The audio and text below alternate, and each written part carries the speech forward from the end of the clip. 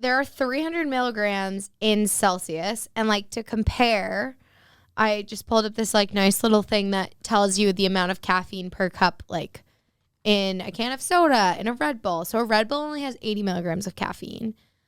Instant coffee has 82. Brewed coffee has 95. A shot of espresso only has 27 milligrams. Really? Yeah. Everyone makes espresso seem like this crazy thing that you shouldn't be like. I get like having a bunch of espresso shots, but like, is that concentrated espresso? I did misinformation. 200 milligrams in Celsius, not 300, but still. So like, I know everyone thinks brewed coffee has less caffeine than energy drinks. No, than espresso. Espresso has less caffeine. Yeah. But anyways, so just for comparison, that's like having 2 Red Bulls instead of just like 1 Celsius is about the same as having 2 Red Bulls, or 1 Celsius is having like, let's see, 30, 60, 90, like 6 shots of espresso or 7-ish. Wow. And like, that's a lot. So Celsius has always claimed themselves to be the healthy energy drink. And to like boost your metabolism. That's another thing they talked about. Because they talk about thermogenesis. But your body naturally goes through thermogenesis. You don't need caffeine to go through it. And what makes me kind of nervous about it, this was like a thought that I had. If your body is already naturally going through thermogenesis and then it has this like assistant to help you go through it, then does your body stop naturally going through it and start relying on that assistant? I don't know. Probably not. But at the same time, if you mess with your metabolism, I'm not sure. That'd be a good question for a doctor. Yeah, it definitely would. But I didn't know if it was one of those things. But it also has a ton of vitamins in it. Actually, way more vitamins than you actually need. Didn't we talk briefly about that once? I feel like over vitamining yourself. I forget what podcast we were talking about something. But we were talking about how they claim to have all these vitamins, but none of the vitamins are actually enough to amount to the like amount you actually need, if that makes sense. Instead of putting like enough vitamin B12 and like vitamin C and like all these vitamins to actual digestible important amounts that help meet your daily intake, they just put like 42 vitamins at like 0.01% of the drink. So it actually isn't adding up to any amount of daily intake, like, or adding to your daily intake. Yeah. We were talking about that on another episode for something else, but it's similar to Celsius in the sense that they claim to be healthy, but they're actually not really. Like those vitamins. Athletic Greens. Yes. Yeah. Yes. AG1. Yep. Yeah. Similar to that.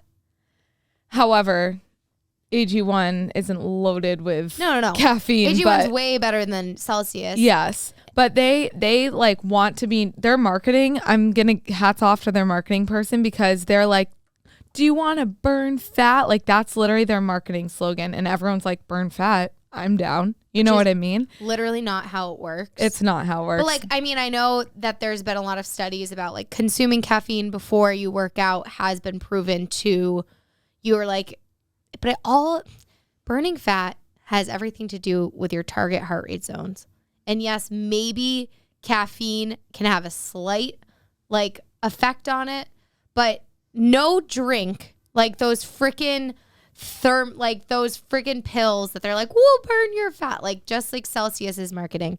That's not a thing. It's not. That is literally not real. And it's all about marketing for Celsius. But also I think a lot of now TikTok is like kind of ruining their image a little bit. Well, yeah. So I can speak one of my friends personally. And there's like a TikTok trend going around.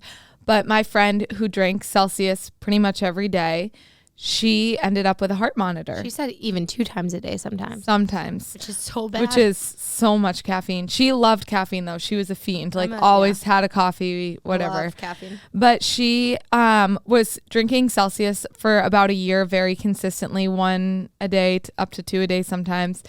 And all of a sudden she noticed like very irregular heartbeats. She noticed that she had shooting pains down her arm, which are like signs of a heart attack. Yep. I'm not going to lie. And she went to the doctor. She got an echocardiogram.